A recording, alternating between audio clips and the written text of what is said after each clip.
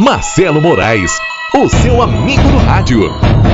Olá, bom dia, são 10 horas e 33 minutos, 10h33 da manhã. Estamos aqui nos estúdios da Rádio Nativa. E já está aqui nos estúdios da Rádio Nativa a doutora Elaine Alves. Nós vamos, a partir de agora, até às 11 da manhã, tratar de alguns assuntos que mexeram com a nossa cidade nos últimos dias. Então, para você que está ouvindo a Rádio Nativa, bom dia para você, obrigado pelo carinho da grande audiência e de fazer da Rádio Nativa a nova mania da cidade. Um abraço pessoal da Barra do Saí, o pessoal do Pontal, né? O pessoal que está ouvindo a Rádio Nativa. Minha gente, vamos conversar com a doutora Elaine, porque hoje vamos tocar em alguns assuntos que mexeram com a nossa cidade, que vão mexer com a nossa cidade. E essa entrevista você vai ouvir aí hoje no Facebook e também no YouTube, tudo que a gente falar por aqui, tá? Então eu quero agradecer a você que nos acompanha e que ficam sintonizados na Rádio Nativa aí através do celular, através do seu Facebook e também através do nosso site, o www.radionativaitapoá.com. Agora são 10h35. Doutora Elaine, bom dia. Bom dia, Marcelo, bom dia, ouvintes.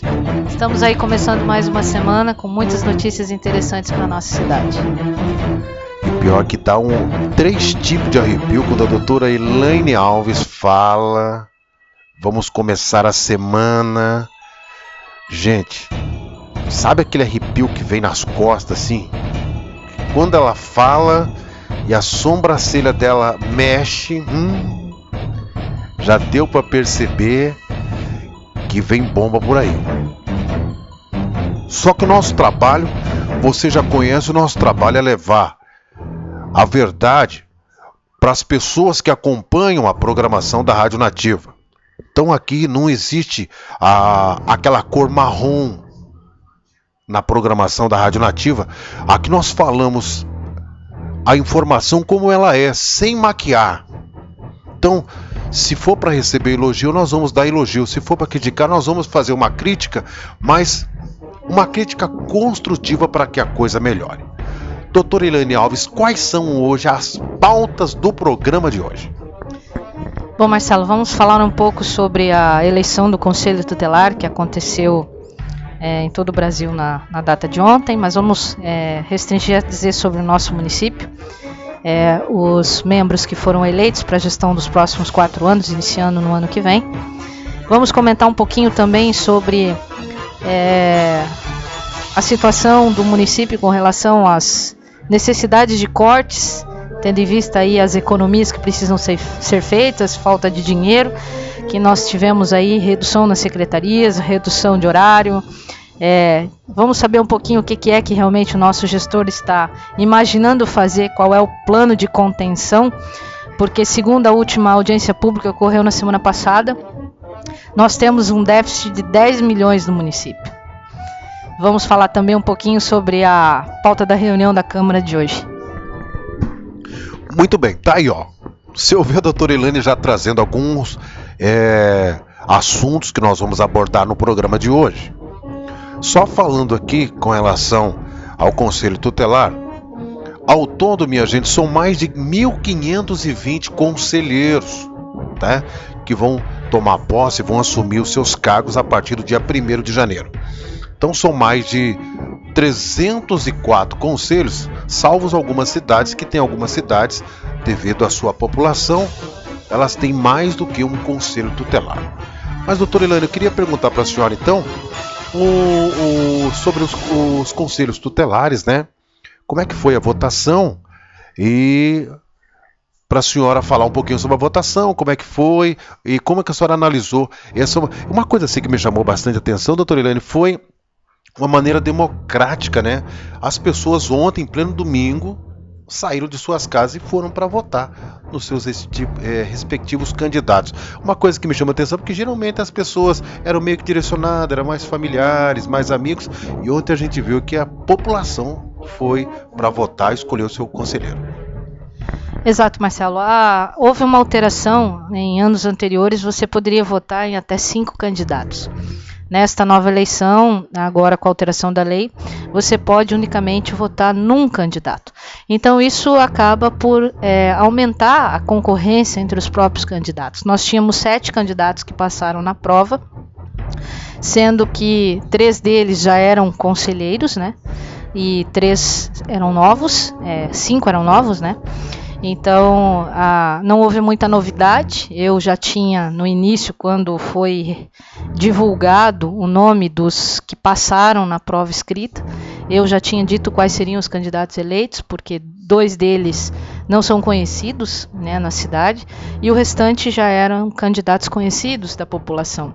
As 2 novas conselheiras que entraram, a Rosane Minatti e a Thaisa Damiani, já foram conselheiras nesse município lá nos primórdios da cidade, já contribuíram muito para o município, e os 3 que foram reeleitos, que é a Mônica, o Levi e o Diego, já são conselheiros, né, vão manter aí o mesmo a gestão anterior. Então, nesse quesito não temos muita novidade, mas eu acredito que essas 2 novas personalidades que entraram agora vão inovar bastante com relação à atuação do Conselho. Nosso Conselho precisa ser mais ativo. O Conselho Tutelar é um dos responsáveis pela guarda e cuidado das nossas crianças e adolescentes da nossa cidade. Nós temos aí muitos problemas e isso precisa ser cuidado com carinho. O Judiciário e a Promotoria Pública têm se empenhado, têm se dedicado bastante em mediar essa situação no sentido de discussões em grupo com o Conselho Tutelar para que possa ocorrer as batidas noturnas, o acompanhamento às casas, os bares, e isso é uma coisa que não acontecia no passado. Então nós temos aí uma juíza nova, nós temos uma promotora nova que veio com uma outra filosofia, uma outra visão, e isso para a cidade a gente ganha muito. A gente que trabalha com o direito aí, a gente vê que desburocratiza muita coisa. Então para a cidade ela ganha, com certeza, com essa parceria, esse trabalho conjunto entre Judiciário, Promotoria Pública e os conselheiros tutelares. Doutora Elaine, pergunta para a senhora lembra mais ou menos a votação, como é que foi a votação? A senhora disse que 3 já foram, vamos dizer assim, reeleitos, né? E 2 novos. A senhora lembra mais ou menos a votação? Lembro, Marcelo, eu até publiquei na minha página em tempo real os dados que iam saindo, tá? O resultado final foi, em primeiro lugar, a Mônica, que foi reeleita com 230 votos. Em segundo, o Diego, com 212. Em terceiro, a Rosane, com 190. Em quarto, o pastor Levi, com 133. E em quinto, a Thaisa Damiani, com 50. Esse foi o resultado final da apuração que saiu ontem à tarde. Então, antemão, queremos parabenizar todos os conselheiros, né, que vão assumir aí a partir do dia 1º de janeiro de 2016. Os nossos parabéns e, claro, como a doutora Elaine já acabou de falar aqui agora, nosso desejo que realmente façam um trabalho, né, com muito mais responsabilidade, com muito mais empenho, até porque nós temos aí, como a doutora Helena já falou, uma juíza nova, também com vontade de trabalhar, com vontade de auxiliar o conselho. E a gente vê que a nossa cidade realmente tem muita coisa que acontece nos bastidores, que a gente acredita que a partir de agora muita coisa tende a mudar. Muita coisa vai inovar a partir do ano que vem, a partir do dia 1º de janeiro. Doutora Elaine, a senhora comentou também alguma coisa. Agora nós vamos entrar naquele assunto que a gente tenta... Dona Elaine, sabe o que eu ia dizer para a senhora? Eu tento não tocar nesses assuntos, sabe? Eu tento fugir desses assuntos, mas parece que esses assuntos chamam a atenção da gente, que agora mais uma vez, parece que a coisa começa a querer ficar preta de novo. A coisa parece que tá indo por um caminho que a gente nem acredita, até parece que é novidade pra gente. Mas Eu queria que a senhora me falasse o que está acontecendo dessa vez. A senhora falou em 10 milhões?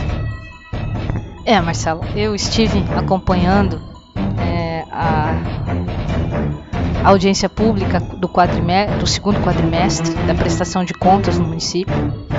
Só haviam 2 munícipes lá, o resto era todos servidores públicos do poder público, então você não pode contar isso como estatística. Então havia 2 pessoas lá, eu, uma delas, e a Lana, a outra.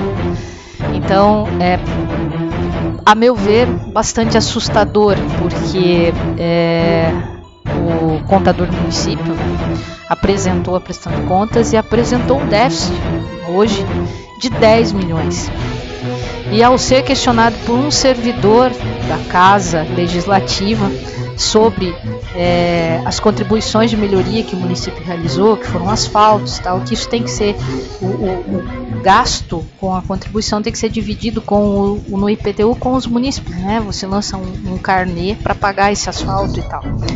E não se tem controle, segundo o servidor da Câmara, aproximadamente mais de 5 milhões e meio o município teria para receber. E para minha surpresa, o contador disse que mesmo que recebesse esses 5 milhões e meio, que ele não tem conhecimento, ele não tem controle, começa por aí a preocupação,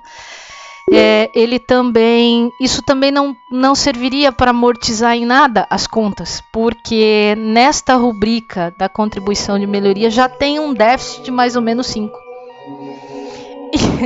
Então, nós estamos assim num patamar de que o rombo é maior do que a gente imagina. Aonde está o problema?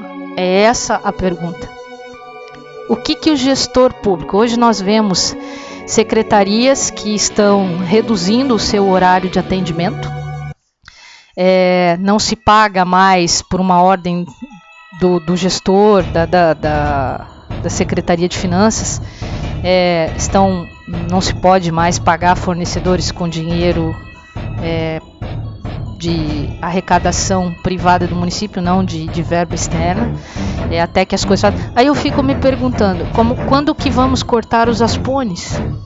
Quais são as medidas de contenção realmente efetivas? Nós temos aí inúmeros cargos de confiança, inúmeros cargos comissionados, nós temos pessoas ocupando cargos de diretoria sem qualquer qualificação, tá? E isso tudo gera custo para o município. Quais são as reais medidas que o nosso gestor está fazendo para conter esta real situação de crise que assola do nível federal até os municipais? Entendo que existe uma crise, mas quais são as medidas? Nós não estamos vendo no final da linha as reais medidas de contenção. O que está sendo planejado e feito? O que o nosso gestor vai fazer? Não cortar horário, pagamento de hora extra de servidor. O servidor não recebe hora extra, mas quer que faça. Isso não é justo. Né? Então, quais são as reais e efetivas medidas que o nosso gestor está pretendendo fazer para conter esse prejuízo? Isso é uma pergunta que vaga e nós não temos objetivamente nenhuma resposta. Bom, doutora Ilane, a gente acompanhou nos noticiários nos últimos dias, a presidente Dilma, ela diminuiu ministérios, ela abaixou o salário dela em 10%, porque já estamos no vermelho, que a gente percebe. A gente já viu a nível nacional algumas câmaras de vereadores que abaixaram os salários dos vereadores, alguns prefeitos que espontaneamente abaixaram seus salários, e isso a população tem cobrado. Por que, doutora Ilane, que em Itapoá a gente vê que nós já estamos no vermelho com um déficit, que a senhora me passa agora a informação de mais de 10 milhões de reais, e a gente não vê nenhuma providência sendo tomada? O abismo, ele está próximo, doutora Ilane? Na verdade ele já existe, Marcelo, ele só está abrindo um pouco mais próximo daqui da gente. Ele é profundo, infinito, e ele só está com a sua boca um pouco mais aberta. Essa é a realidade, que ele já vem se arrastando há algum tempo. Eu analiso o orçamento público desde o início Então, quando eu faço os meus comentários, realmente faço com um pouco de propriedade de conhecimento, que é para a gente não falar nenhuma bobagem. Mas tenho um receio aqui muito grande. Eu vejo um concurso público onde a contratação de professores é mínima, sendo que nós temos um projeto de lei para 300 professores e estamos abrindo ao mesmo tempo do concurso um teste seletivo para contratação de professor. São algumas incoerências que não batem, a conta não fecha, né? Medidas de urgência, não é esse o caminho, né, nessas contratações, certo? Esses cargos comissionados hoje eles representam um valor excessivamente grande. O Tribunal de Contas fez uma auditoria na prefeitura no mês de agosto e eu tive acesso ao relatório através do site do tribunal e é assustador o que foi apontado no relatório do Tribunal de Contas. Então, eu recebi na data de sexta-feira, estou terminando de uma análise mais fria, porque eu vou buscar dados. O Tribunal de Contas já fez isso, então você vê irregularidades em que a Procuradoria Jurídica do município não tem nenhum funcionário servidor de carreira. Todos são comissionados e cargos de confiança. Todos. Isso é vergonhoso. Sem contar os desvios de função. Pessoas que não deveriam estar lá, porque são de outras secretarias que estão contratando e estão em desvio de função, certo? Outro ponto pagamento irregular de hora extra. Funcionários que não batem ponto, certo? Estão recebendo integral e não batem ponto, certo? E isso a gente vê diariamente. Eu moro na frente da prefeitura, funcionários que chegam, não são todos, mas funcionário que chega às 9, 11 horas, 11h15 está em casa.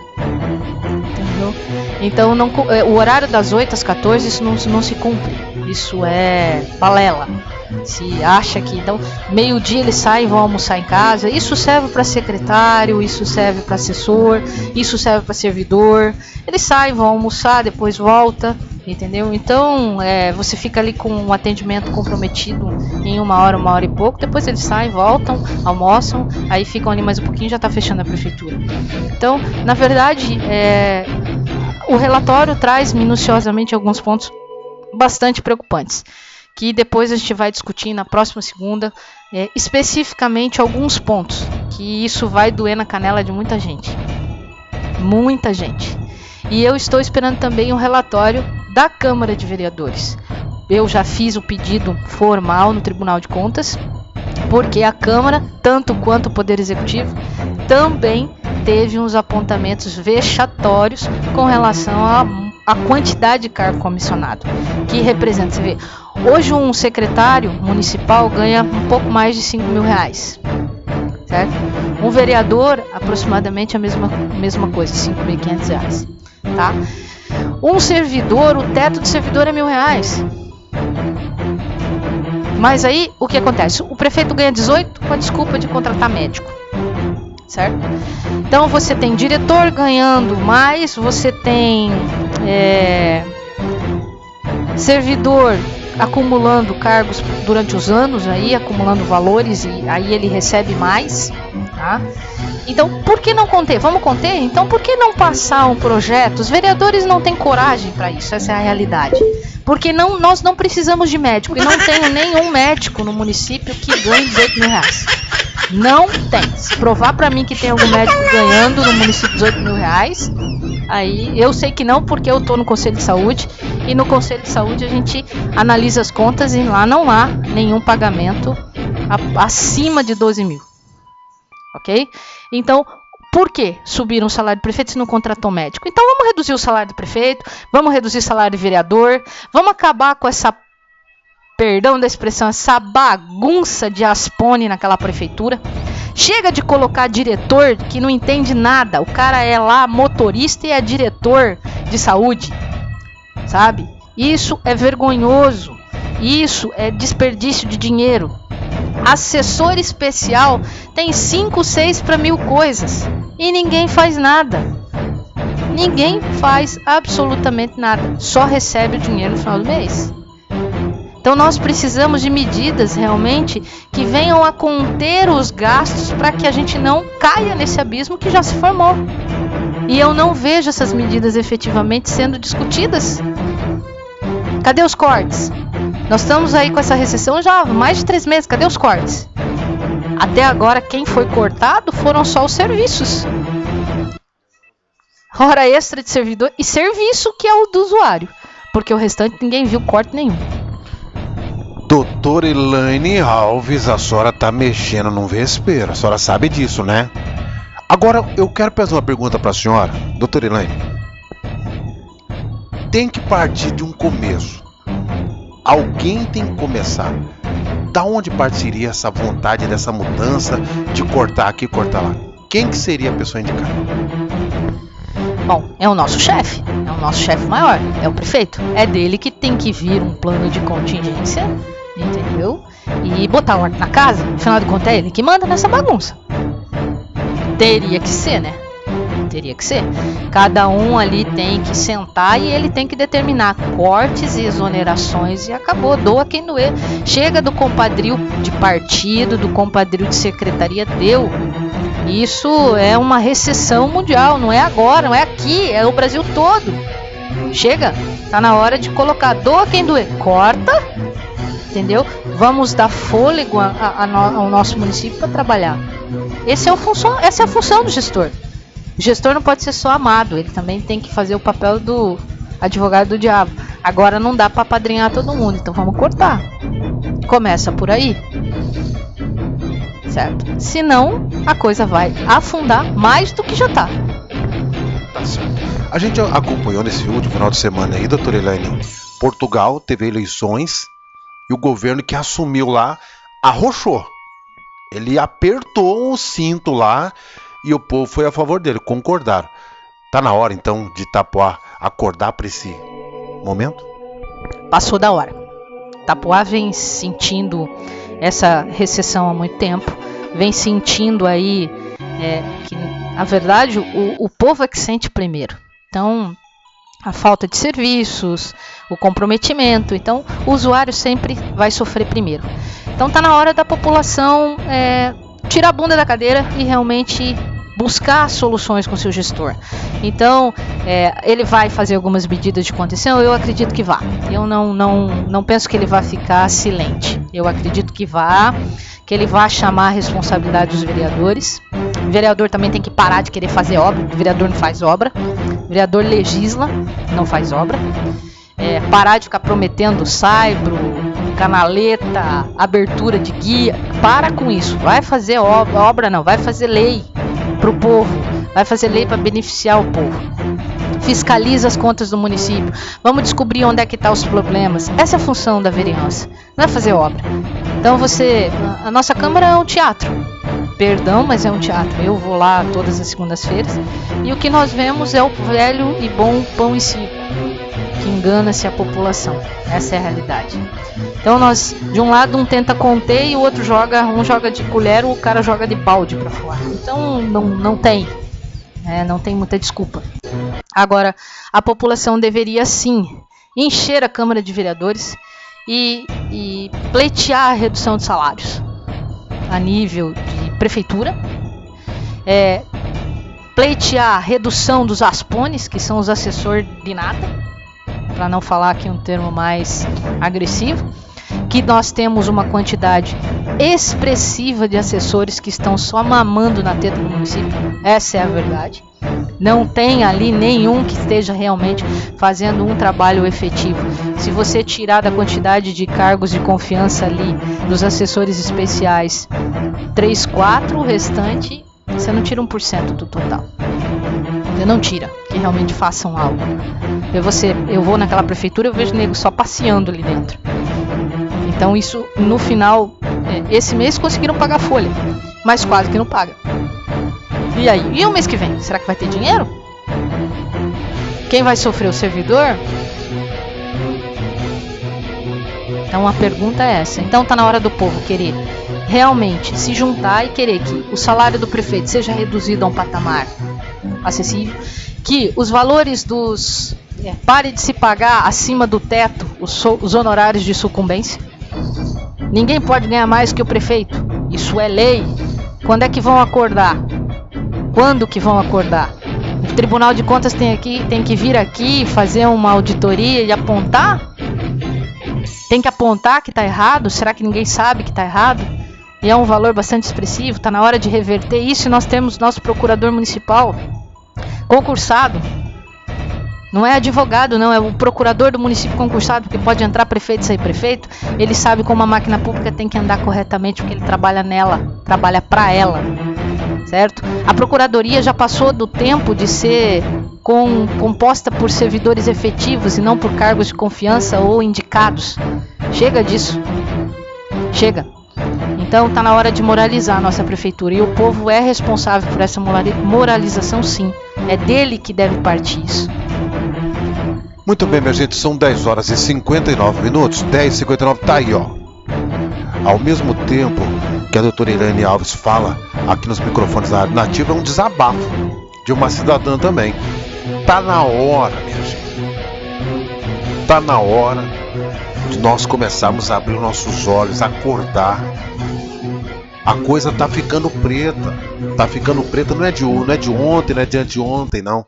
A coisa faz tempo que a gente está falando. Eu já venho tocando nesse assunto aqui, né? Numa outra emissora, desde quando eu entrei há 9 meses atrás, quando eu vim para cá em novembro, dia 4 de novembro do ano passado. Nós temos tocado nesse assunto, falado. A doutora Elaine, ao longo do tempo que está aqui também, tem falado nesse assunto, tem cobrado uma postura das nossas autoridades. Tudo para que a gente consiga pelo menos respirar.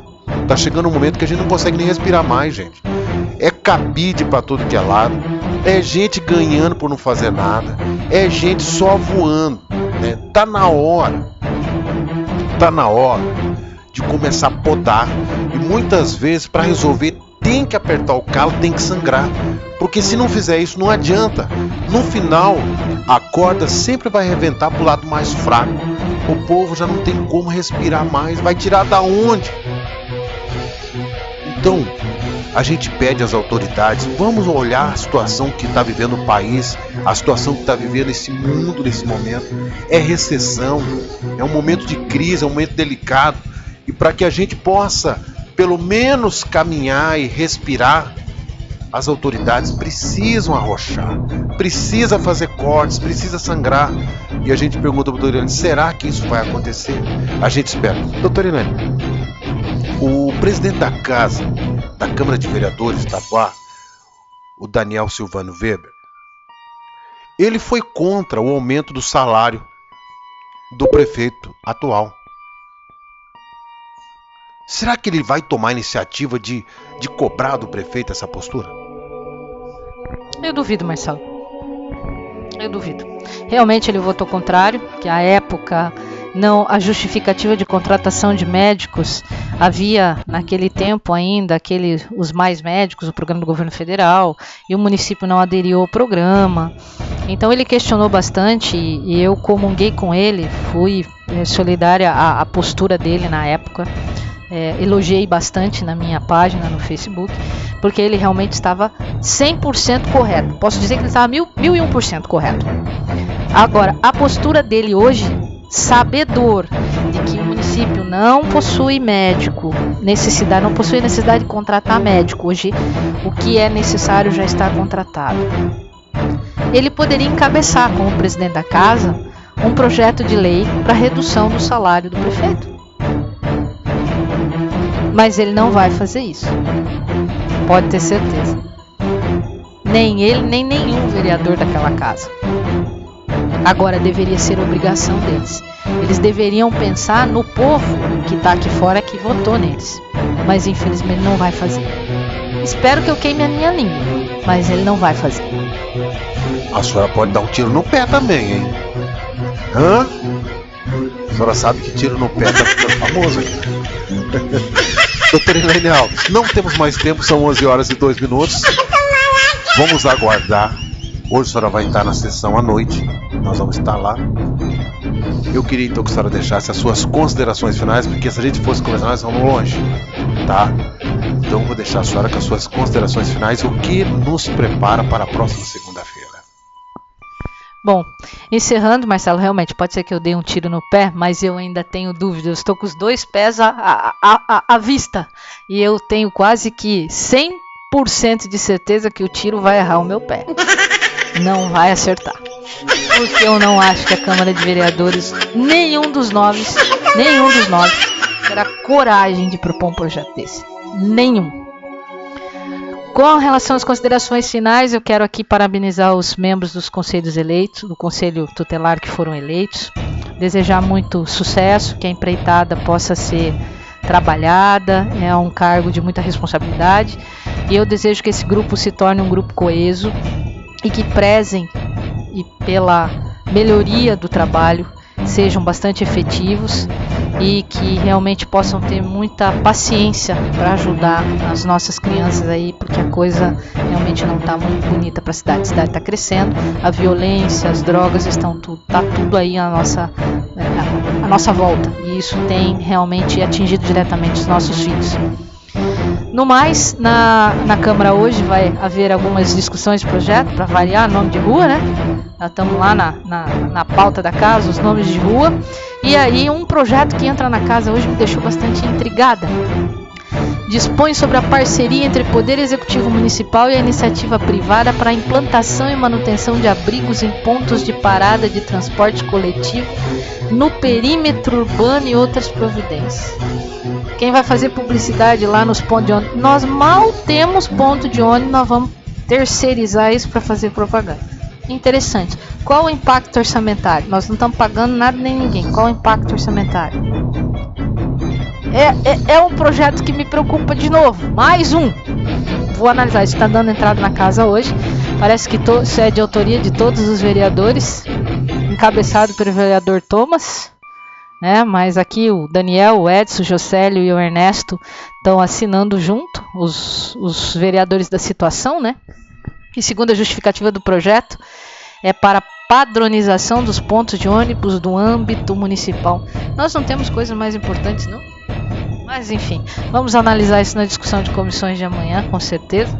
Esse projeto deve ser recebido pela casa hoje e ir para discussão amanhã. Vamos ver se não consta na casa ainda os pareceres jurídicos. Vamos ver o que vai ser discutido. No mais, na semana que vem nós vamos falar especificamente desse relatório do Tribunal de Contas, Marcelo. Eu vou trazer o relatório e nós vamos dar publicidade à população do que realmente está acontecendo no nosso município. Sem peneira, sem tapar ninguém, sem encobrir ninguém. Isso é uma coisa pública, isso é um relatório público. Isso é o que acontece realmente no nosso município. Que as pessoas têm que saber e têm que participar do que está acontecendo. Tem que realmente participar. E é isso que eu peço a todos os ouvintes.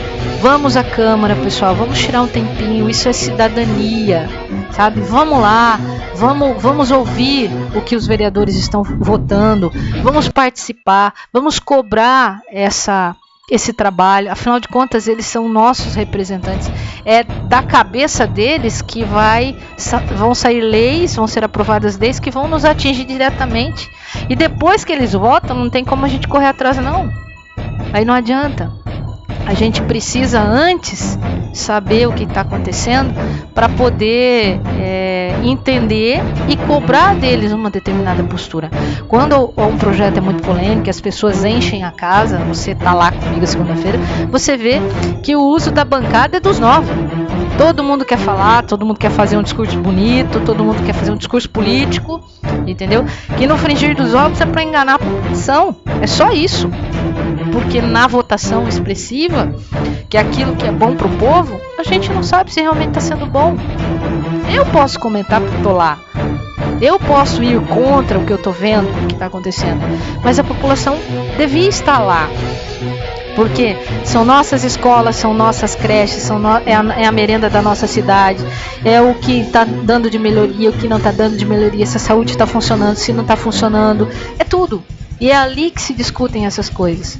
É um tal de anula orçamento aqui, suplementa para pagar folha do lado de lá, que tá uma vergonha. E o povo precisa entender o que isso funciona, como que funciona e o que significa para nós, munícipes, lá no final da linha, isso realmente, o prejuízo que isso nos causa. E não é pouco, gente. Então eu quero deixar meu abraço, uma boa semana para todo mundo. E na segunda-feira, então, a coisa vai ferver um pouquinho mais, Marcela. Tá aí, minha gente, são 11 horas e 8 minutos, estamos terminando aí o nosso momento, a nossa entrevista de todas as segundas-feiras com a doutora Elaine Alves, trazendo os assuntos que abordam na nossa cidade. Essa entrevista você vai acompanhar na íntegra no nosso Facebook e também no nosso canal no YouTube, tá bom? Um abraço para você, fica com Deus. Vamos pro intervalo e voltamos em instantes com todos vocês.